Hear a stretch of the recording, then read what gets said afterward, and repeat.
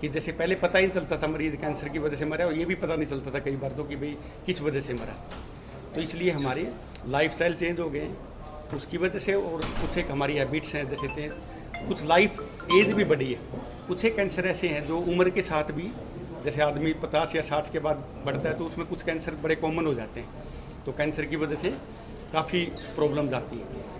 अब मैं कुछ एक चीज़ें, जैसे मेरा फील्ड बोन और सॉफ्ट टिश्यू कैंसर है, इसके बारे में थोड़ा यही बताऊंगा कि अगर शरीर के किसी भी हिस्से में अगर गांठ है और अगर वो गांठ कुछ फास्ट स्पीड से बढ़ रही है, उस गांठ को इग्नोर ना किया जाए। और अगर उसमें दर्द है और वो फास्ट स्पीड से बढ़ रही है, तो वो गांठ, कोई भी गांठ शरीर के हिस्से में जिसका साइज़ लगभग एक टेनिस बॉल से बड़ा है और वो फास्ट स्पीड से बढ़ रही है और उसके अंदर अगर दर्द है, तो उसको हम कैंसर मानेंगे until unless proved otherwise. Doctor को ज़रूर दिखाएं, उससे बहुत जल्दी इलाज हो सकता है। ये बड़ी इंपॉर्टेंट चीज़ है, तो इसलिए इसको इग्नोर ना करें। बाकी कुछ एक डिटेल चीज़ें, जैसे कुछ एक कैंसर, जैसे लंग के कैंसर हैं, मुंह के कैंसर हैं, हमारे अंतड़ियों के कैंसर हैं, गायनी के कैंसर हैं। डॉक्टर साहब ये डिटेल में ज़्यादा बताएंगे इनके बारे में। मैं कुछ एक चीज़ें ये बताना चाहता हूँ कि अब कैंसर के इलाज के साथ साथ प्रिवेंशन भी स्टार्ट हो गया, कि जैसे भी कैंसर हो ही ना, कुछ वैक्सीन आ गए हैं, डॉक्टर बड़े सरा बताएंगे कि भी कुछ ऐसे वैक्सीन भी आए हैं जिसकी वजह से, जैसे बच्चादानी का कैंसर, बच्चादानी के मुंह का कैंसर, जैसे सर्वाइकल कैंसर कहते हैं, उसके लिए अभी वैक्सीन आया है। तो उससे यंग लड़कियों को अगर वो वैक्सीन देते हैं, उस कैंसर की संभावना बहुत कम हो जाती है। और एंड में मैं एक चीज़ ये बताना चाहूँगा कि कैंसर के 3 किस्म के इलाज हैं। एक तो सर्जरी, जैसे कोई गांठ है तो उसको सर्जरी करके निकाल दिया जाए। दूसरा, उसके साथ साथ रेडियोथेरेपी, विकिरण और एक्सरे तरंगों से उसको जला दिया जाए।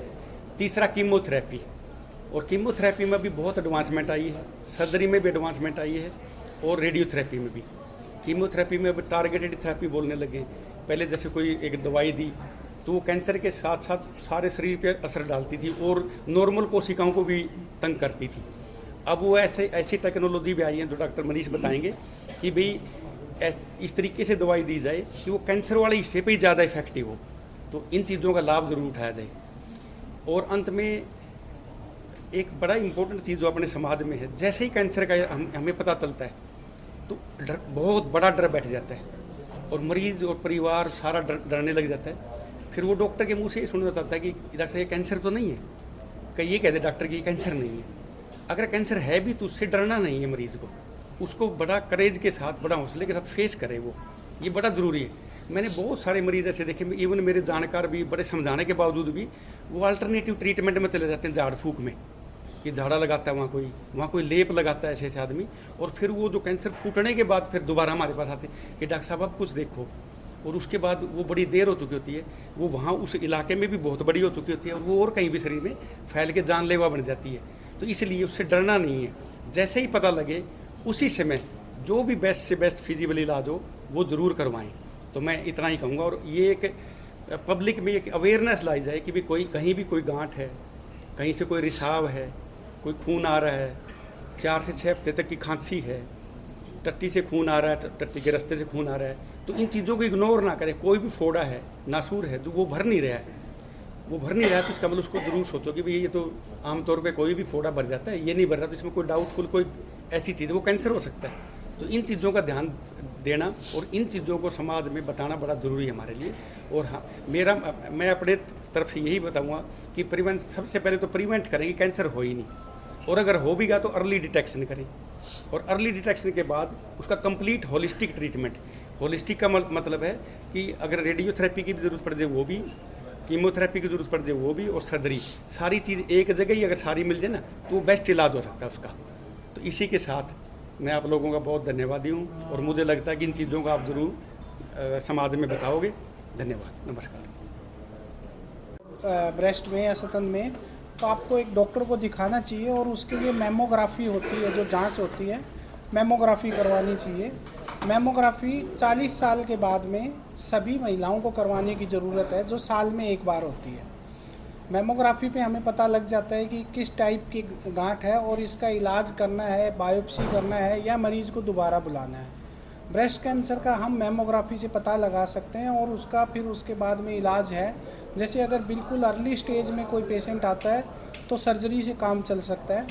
अगर थोड़ी सी बीमारी बढ़ी हो तो सर्जरी के साथ साथ कीमोथेरेपी की ज़रूरत पड़ती है, और बीमारी सेकंड या थर्ड स्टेज में गई होती है तो फिर हमें उसमें रेडिएशन भी ऐड करनी पड़ती है।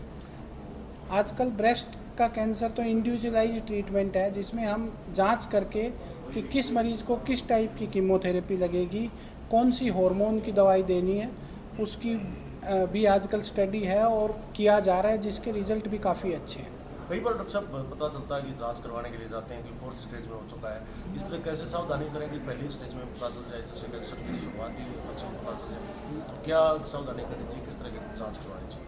कैंसर जनरली लेट इसीलिए डिटेक्ट होता है क्योंकि कैंसर में ना तो शुरुआत में बुखार होता है, ना कोई पेन होता है।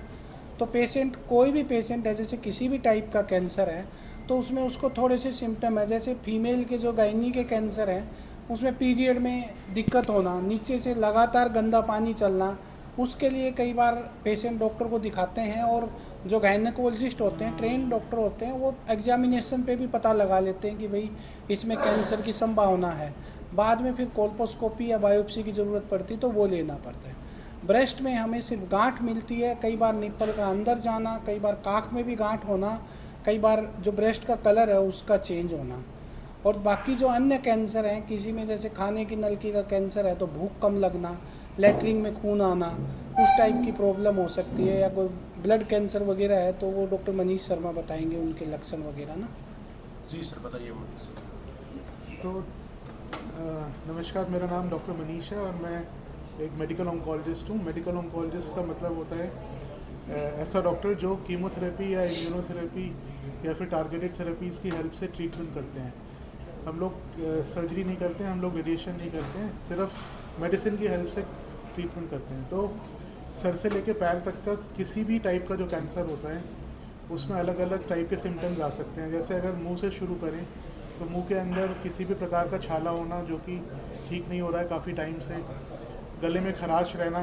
तो आमतौर पे लोग क्या सोचते हैं कि गले में खराश है तो कुछ एंटीबायोटिक ले लिया, सोच लिया कि वायरल इन्फेक्शन हो जाएगा, लेकिन अगर लंबे समय से खराश है, आवाज़ ठीक नहीं आ रही है तो वो गले का कैंसर भी हो सकता है। तो हमारी बॉडी हमें कुछ ना कुछ इंडिकेशन देती है कि इस टाइप का कैंसर हो सकता है। अगर खाने की नली का कैंसर है तो खाने की नली के कैंसर के अंदर खाना अंदर जाने में, गटकने में मुश्किल होती है, तो लोगों को लगता है कि एसिडिटी हो गई है, कोई एंटीबायोटिक ले लिया या फिर गैस की दवाई ले ली, लेकिन उससे रिलीफ नहीं आ रहा है। तो समझना बड़ा इम्पॉर्टेंट है कि ये कैंसर हो सकता है। एक्चुअली कैंसर को लेके स्टिग्मा है बहुत बड़ा सोसाइटी के अंदर। जो नॉर्मल फिजिशियंस हैं वो बोलना नहीं चाहते हैं कि ये कैंसर है, और जो मरीज़ है वो सुनना नहीं चाहता कि ये कैंसर है। इस तरीके से पेट का कैंसर है तो उसमें वेट लॉस हो जाता है, या फिर एसिडिटी बहुत ज़्यादा बननी शुरू हो जाती है, भूख कम लगनी शुरू हो जाती है। गायनिकोलॉजिकल कैंसर है, डॉक्टर ब्रजेश ने बताया कि बच्चे गुदानी के मुंह का कैंसर है तो नीचे से गंदा पानी या फिर खून जाना हो जाता है। तो ब्लड कैंसर के स्पेसिफिक सिम्टम्स हैं, ब्लड कैंसर के स्पेसिफिक सिम्टम्स हैं कि कहीं से भी ब्लीडिंग होना, एक इम्पॉर्टेंट ब्लड कैंसर का सिम्टम है। दूसरा, हीमोग्लोबिन का कम हो जाना। हमारे बॉडी के अंदर बोन मैरो है, बोन मैरो के अंदर ब्लड बनता है जिसमें हीमोग्लोबिन होता है, टीएलसी होते हैं और प्लेटलेट्स होते हैं। तो बोन मैरो का कोई भी कैंसर अगर होता है तो सबसे पहले जो खास तौर से परेशानी आती है वो अनीमिया की परेशानी आती है, खून का ना बनना। दूसरा, प्लेटलेट का ना बनना, जिसकी वजह से कहीं पे ब्लीडिंग का रिस्क हो जाता है या शरीर पे लाल रंग के या नीले रंग के निशान आ जाते हैं। सर, पिछले 5-7 सालों से केस बहुत ज़्यादा बढ़े, क्या कारण बना? पिछले 5 सालों में केसेस बढ़ने का कारण, जैसे डॉक्टर कुंडू ने भी बताया, कि ये कैंसर एक लाइफस्टाइल डिसीज़ है। और लाइफस्टाइल डिसीज़ यानी कि जो आजकल वेस्टर्नाइजेशन हो रहा है हमारे लाइफस्टाइल के अंदर, या फिर वेस्टर्नाइजेशन डाइट के अंदर हो रहा है, उसकी वजह से काफ़ी ज़्यादा डिसीज़ेस बढ़ रही हैं। और स्पेशली जो इन्वेस्टिगेशंस ज़्यादा होनी शुरू हो गई हैं तो कैंसर का पता लगना भी ज़्यादा शुरू हो गया है। तो जैसे मोटापा जो है वो ब्रेस्ट कैंसर से रिलेटेड होता है, बड़ी आंत के कैंसर से रिलेटेड होता है, यूट्राइन कैंसर से रिलेटेड होता है। मोटापे की इंसिडेंस काफ़ी ज़्यादा हो गया है। अल्कोहल और स्मोकिंग का इंसिडेंस काफ़ी ज़्यादा हो गया है एज़ कम्पेयर टू पिछले 5 साल या 10 साल के अंदर। तो इसी वजह से ज़्यादा कैंसर के सिम्टम्स आने शुरू हो गए हैं। पेस्टिसाइड्स खाने के अंदर हैं काफ़ी ज़्यादा मात्रा में, फंगीसाइड्स हैं बहुत ज़्यादा मात्रा में, तो इस वजह से कैंसर के इंसिडेंस भी ज़्यादा हो गए। कई जगह बता रहे कि जिस तरह कोविड के जो इंजेक्शन लगे थे उससे इम्यूनिटी पावर जो बढ़ाई गई है एकदम से, तो कई आदमी बॉडी में अडॉप्ट नहीं कर पाए उसके कारण। अभी ऐसा कोई साइंटिफिक प्रूफ नहीं है कि कोविड के इंजेक्शन के कारण कैंसर हो रहा है लोगों को या फिर हार्ट की डिसीज हो रही है, ऐसा कोई साइंटिफिक प्रूफ नहीं है, सिर्फ कहीं सुनी बातें हैं। तो क्या जांच करवानी चाहिए ताकि कैंसर का पता चल जाए और सावधानी से जो प्रारंभिक जांच है? कैंसर की प्रारंभिक जांच, जैसे हम लोग अपनी गाड़ी को स्क्रीनिंग के लिए लेके जाते हैं, मारुति है या फिर कोई ऑल्टो है या कोई भी गाड़ी है जिसको आपको गाड़ी ख़राब नहीं है लेकिन आप स्क्रीनिंग के लिए लेके जाते हो, गाड़ी को ठीक करने के लिए नहीं होती है, केवल स्क्रीन करने के लिए, सर्विस के लिए लेके जाते हैं। इसी तरीके से हमारी बॉडी के अंदर कोई कैंसर नहीं है लेकिन उसको स्क्रीनिंग के लिए हम लोगों को लेके जाना है। तो ब्रेस्ट कैंसर की स्क्रीनिंग पॉसिबल है आज के डेट में with the help of mammography, जैसे सर ने बताया। इसी तरीके से बच्चेदानी के मुंह का कैंसर है, सर्वाइकल कैंसर, उसकी स्क्रीनिंग पॉसिबल है पैप स्मीयर की हेल्प से। लंग कैंसर की स्क्रीनिंग पॉसिबल है सीटी स्कैन की हेल्प से या एक्सरेज की हेल्प से। बड़ी आंत या छोटी आंत के कैंसर की स्क्रीनिंग पॉसिबल है कोलोनोस्कोपी की हेल्प से। तो इस तरीके से स्क्रीनिंग मोडेलिटीज़ अवेलेबल है जिसकी हेल्प से हम लोग अर्ली स्टेज पे कैंसर का पता लगा सकते हैं। और साथ में ही ये एक जागरूकता का विषय भी है कि पेशेंट इस बारे में सोच पाए कि अब जैसे मैं आपको एक एग्जांपल देता हूँ कि लैट्रिन में खून आना, जैसे डॉक्टर कुंडू ने बताया, तो लोगों को लगता है कि ये तो बवासीर है, तो बवासीर है। बवासीर का 2-3 महीने 4 महीने इलाज चलता रहता है, बाद में पता लगता है ये तो गुदा का कैंसर है, एनल कैनाल का कैंसर है। तो इस तरीके से जागरूकता बहुत इंपॉर्टेंट है कि हम लोग केवल यही ना सोचते रहें कि ये तो कुछ और है, ये भी सोचना ज़रूरी है कि ये तो कैंसर भी हो सकता है।